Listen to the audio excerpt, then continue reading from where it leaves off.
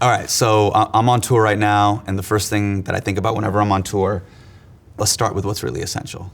Perhaps a hug or a compliment from your father, deep and meaningful relationship and friendships, and a larger sense of self and purpose in this weird thing called life. But for the sake of this, one of my travel essentials.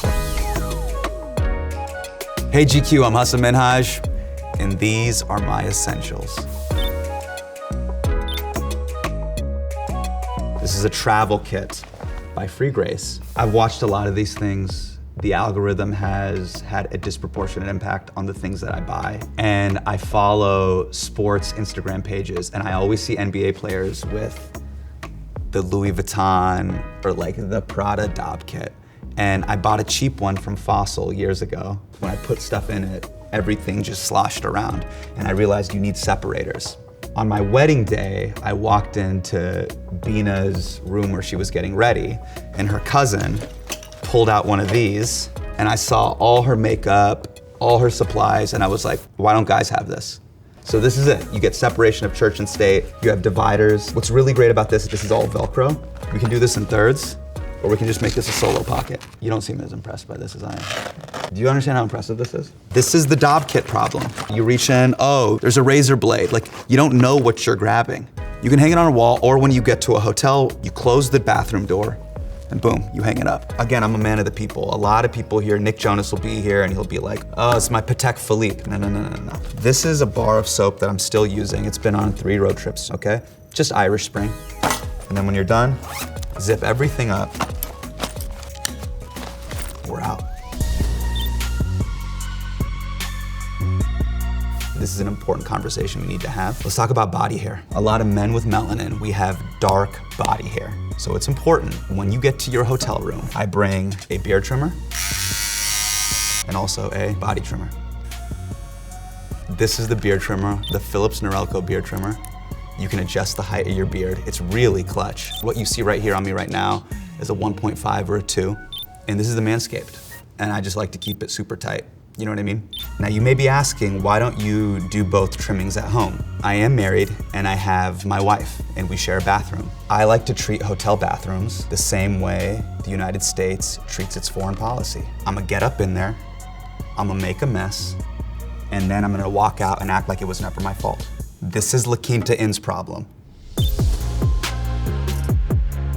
Everybody has asked me, what do you put in your hair? At Patriot Act, I used to say coconut oil and prayer. This is what I actually put in my hair. I'll start with a grooming tonic like this. I don't know if I'm pronouncing this correctly. This is the REUZEL. It kind of has like that thick coconut oil type feel. I'll let that sit for a little bit. I'll blow dry it, and then I'll put a little bit of Baxter's clay pomade in there. I'm damn near empty, and I'm just waiting for another makeup department to come in and make it happen. I have very thick, coarse black hair, so I use something like this. I think this is a horse brush. I don't know what, but it's very coarse, but it lets me keep the cowlicks down, and we're good. And once again, this is not mine. This was part of the makeup department.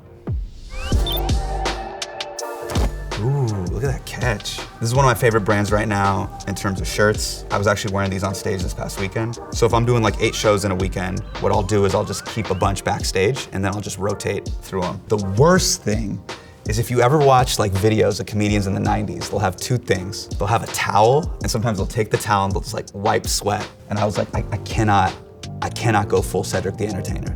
So what I've been trying to do is find a shirt that gives you buttons that makes it feel like it's a dressed up event. Because there's a lot of guys that are either wearing hoodies or t-shirts on stage. And for a theater audience to come in, it's like, what are we doing here? Let's make this feel like this is a professional setting. It's a camp collar shirt by Saturdays, New York City. They have these shirts and I just bought them in multiple different colors. It's really cool. It has this like little like lining on the inside that feels like it's like a technical material, but the material is really great. It's not cotton.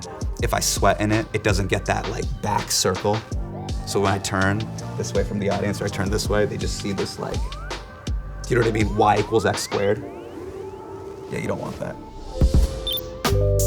This is where everything starts. This is the journal of all the material and everything that I'm working on. Yeah, I'm pretty nerdy with it. I'll mark it up, workshop in material, stories, bits, things that I like, and then piece by piece, as the act starts to come together, I'm talking to the director of my show, and we're working on The King's Jester. we'll just start marking up each act. Like, all right, we need to punch this up, we should move this section here. And then what I like to do is go into Google Docs, and then I'll just write out the entire show. And this is the entire show, 49 pages. All the way from act 1 to the end of the show. And then every night, I'm just trying to improve different sections. I'll start highlighting it. And if you're wondering, Hasan, are you using your printer at home? Absolutely not. I will go into the hotel, I'll say, where's the business center? And can I print in color? And sometimes they'll be like, email us the PDF. And as soon as this PDF hits their inbox, I'm like, you said it was okay.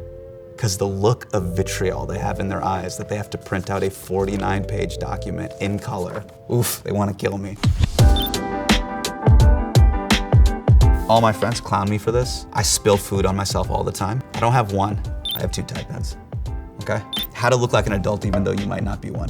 Let's talk about the pen war. Fans of The Daily Show, you know that Jon Stewart for years rocked with the classic blue Bic. I'm gonna be honest with you, the flow of the blue Bic, not a fan. When you pull it out dead stock, yeah, it's great. But like a relationship that's fizzling out, you pick it up day 2, day 3, day 4, it's not bringing it the way it used to, which is why the Uniball Vision Elite. This pen is amazing.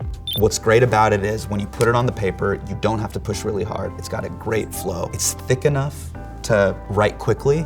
It's thin enough to still not bleed and blotch. I will steal a pen from a hotel. This is from the Oyster Point Hotel from Red Bank, New Jersey. I stole it this weekend. I was at the front desk. I said, hey, can I borrow a pen?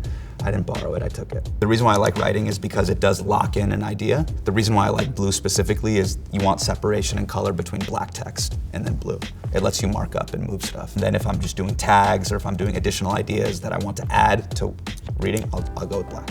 And then when bits work, I use these specific Sharpies, Sharpie highlighters. I've noticed that sometimes Sharpie's trying to get fancy with it. They'll do a dark blue highlighter, a dark orange, and then when you highlight, it's so dark you can't even read it. Just give us what's most effective. Just go with yellow. So I was wearing a Timex for years and years, and then I jumped into the pool. The Todd Snyder Timex collab Timex that I got for free broke. A couple friends cornered me and they said, you're 35 years old, you have to stop doing this. You need to get a watch. So funny enough, I was in Bindi Jewelers, and anyone here who's from the Desi community knows you would go as a child to Bindi Jewelers, either in the greater Artesia area or in the Bay Area, and you would go in and you would sit in the back and you would slowly cry as your mom straight up walks into Bindi Jewelers and buys gold. It straight up looks like Indiana Jones, Temple of Doom, the opening sequence of Aladdin. Like, it's Desi moms going to buy jewelry for weddings and or other events so they can flex on other aunties, and you would just sit there as a kid. One day I came of age. I walked into Bindi Jewelers, and as soon as I walked in, they said, where's your mom? And I said, don't worry about it. Simba has come back to Pride Rock to buy his own piece. I bought this Omega Speedmaster.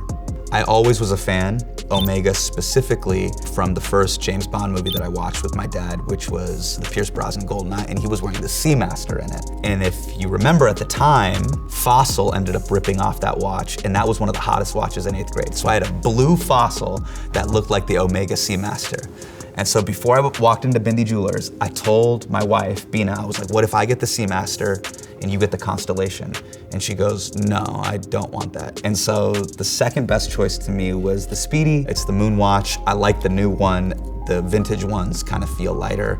I wanted it to feel heavier and kind of beefier, and I'm really happy with this.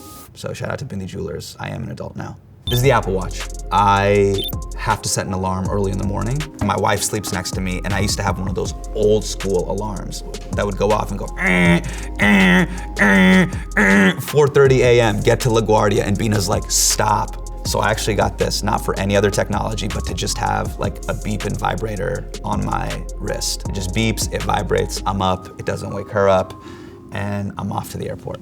So it's just for that. When you're traveling, what I like to do is keep 3 pairs of shoes. I have 2 for stage, an alternate, and then a gym shoe. The gym shoe doubles for 2 things. You get to wear this in the airport, and you can wear it to the gym. Shout out to Kobe. This is the Kobe 5 PROTRO. Great gym shoe. It's low cut. It looks like it's a running shoe. It's a basketball shoe. Keep your gym socks inside of them. These are Stance NBA socks that I stole from the NBA All-Star game. You need 2 stage shoes. I like a high top, I like a low top. This is the Nike Air Force One John Elliott. I think they're really cool. Just the laces on them, they have this metallic lace on it that look really great. The way they stacked the tongue is really cool, so it kind of creates the separation. Just these little details I thought were really nice. And the leather is beautiful. Some of you guys in the comments might be mad at me. Oh, you need to keep them crispy white. I'm not Dame Dash. I don't just buy 100 pairs of Air Force Ones at a time. I don't know who you think I am. I drive a Honda Odyssey. This to me is the shoe of the year. The Air Jordan 3 Maniéres. They're my favorite shoe. Air Jordan 3 is one of my favorite shoes. The quality on these is so cool. I really love hairy suede. This is the era of hairy suede. They're keeping that suede really hairy these days, guys. No elephant print. They're going full hairy suede, y'all. And what I like to do is when you want to keep that toe box crisp, what I do is I take a pair of socks from winter, 8th grade, and put them in there. Look at these. These are thick socks from Old Navy, and just put them in. And then what you do in the heel is put the regular socks. I'm on StockX like everybody else. Look, I can only take so many disappointments in life. I don't even mess with the sneakers app anymore. I'm gonna go to StockX, I'm gonna pay the premium and keep it moving. Thank you for hanging out and thank you for watching my essentials.